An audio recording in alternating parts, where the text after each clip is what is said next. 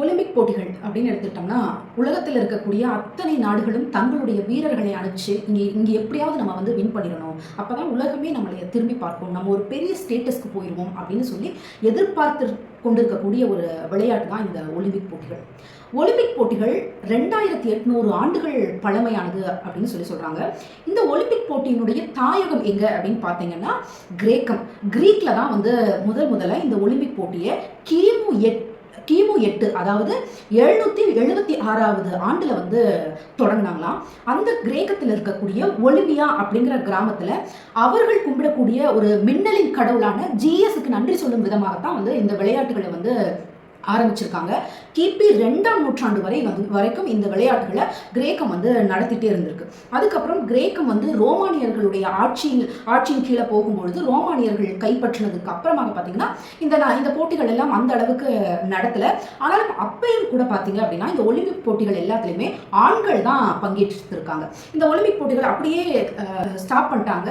அப்புறம் 1896ல் பிரான்சில் இருக்கக்கூடிய ஒரு வரலாற்றாளரும் கல்வியாளருமான பியர்ஜி கூபர்டின் அப்படின்றவர் தான் ஏன் நம்ம இந்த நின்று போன இந்த ஒலிம்பிக்கை வந்து திருப்பி எடுத்து நடத்தக்கூடாது அப்படின்னு அவருக்கு வந்து எண்ணம் வந்திருக்கு. அந்த எண்ணத்தின் விளைவாக திருப்பி வந்து நம்ம இதை ஸ்டார்ட் பண்ணணும்னு சொல்லி நவீன ஒலிம்பிக், அதாவது கிமுல இருந்து கிபி வரைக்கும் வந்து ஏன்ஷியன்ட் ஒலிம்பிக்கை நடத்திட்டாங்க.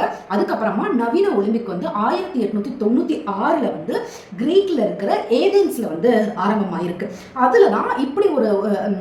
அதுலதான் போட்டியில் வந்து வெற்றி பெறது முக்கியம் இல்லை, எப்படி போராடுகிறோம் அப்படிங்கிறது தான் முக்கியம் அப்படிங்கிற எண்ணம் வந்து விதைக்கப்பட்டிருக்கு.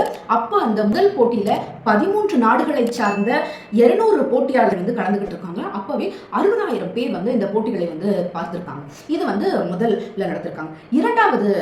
இரண்டாவது போட்டி எங்க நடத்தினாங்கன்னு பார்த்தீங்கன்னா 1900ல் பாரிஸ்ல வந்து நடத்தியிருக்காங்க. இப்போ பாரிஸ்ல நடக்குது. அதே மாதிரி 1900ல் 2வது பாரிஸ் நடக்குது. அந்த பாரிஸ் ஒலிம்பிக்ல தான் பெண்களும் வந்து ஒலிம்பிக்ல கலந்துக்கலாம் அப்படின்னு வந்து சொல்லியிருக்காங்க. 22 பெண்கள் வந்து அங்கே வந்து கலந்துருக்காங்க. கடைசியாக 2021 டோக்கியோவில் 2020ல் நடந்திருக்கணும்.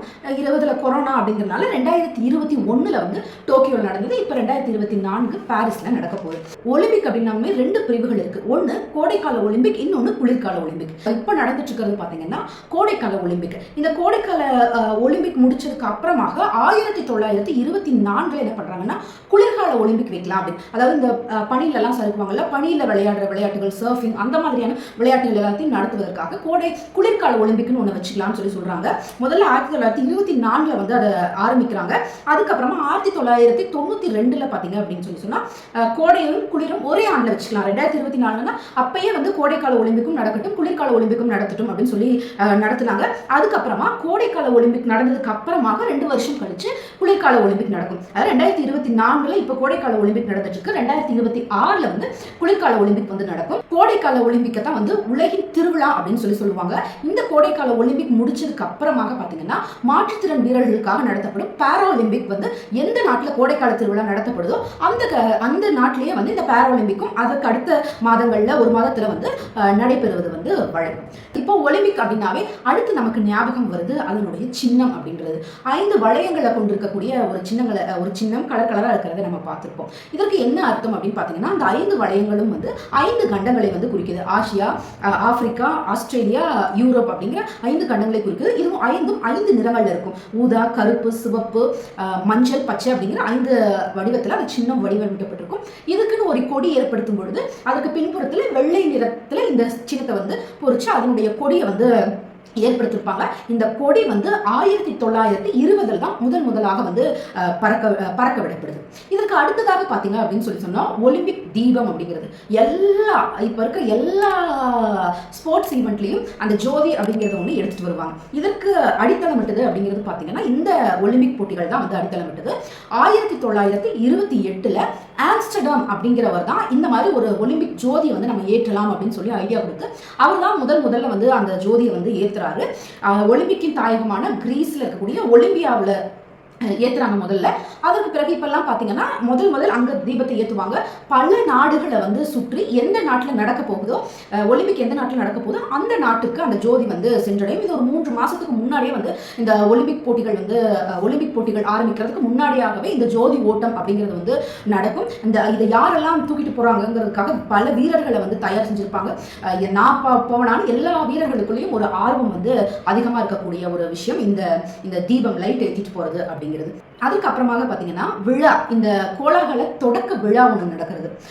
அவ்வளவு கண்கவர் வண்ணங்களோட, நிறைய பட்டாசுகளோட, வெடிகளோட ரொம்ப ரொம்ப கோலாகலமாக நடக்கக்கூடிய ஒரு விழா அப்படிங்கிறது ஒலிம்பிக்ல நடக்கும். இது வந்து 1908 இருந்து தான் வந்து நடத்தலாம் அப்படின்னு சொல்லி நடத்தியிருக்காங்க.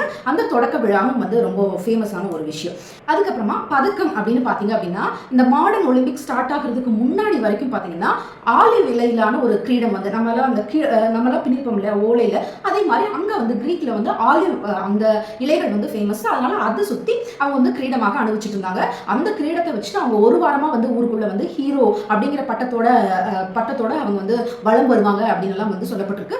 அதற்கு அப்புறமாக வந்து தங்கம், வெள்ளி, வெண்கலம் அப்படின்னு சொல்லி 3 பதக்கங்களை வந்து ஏற்படுத்தினதாகவும் சொல்லப்பட்டிருக்கு. இதுவரைக்கும் இது 33வது ஒலிம்பிக்ஸ் இப்ப நடக்க போறது அப்படின்னு சொன்னாலும் 3 முறை வந்து ஒலிம்பிக்ஸ் வந்து உலக போர்களால நடக்கல. 1916, 1940, 1944 இந்த 3 முறை உலக போர்களின் காரணமாக ஒலிம்பிக்ஸ் வந்து நடத்தப்படல. அப்படின்னு பார்த்தா இதனுடைய கணக்கு வந்து 31வது ஒலிம்பிக்ஸாக தான் இருக்கணும். ஆனா கணக்குக்கு வந்து 33வது ஒலிம்பிக்ஸ் அப்படி எல்லாமே பார்த்தோம். இப்போ வரைக்கும் அதிக முறை வந்து ஒலிம்பிக்ஸில் வின் பண்ணியிருக்கக்கூடிய கண்ட்ரிஸ் எது அப்படின்னு பார்த்தீங்க அப்படின்னு சொன்னா, முதல் இடத்துல அமெரிக்கா இருக்காங்க, 2வது இடத்துல ரஷ்யா, 3வது இடத்துல ஜெர்மனி, 4வது இடத்துல பிரிட்டன், 5வது இடத்துல சைனா இருக்காங்க.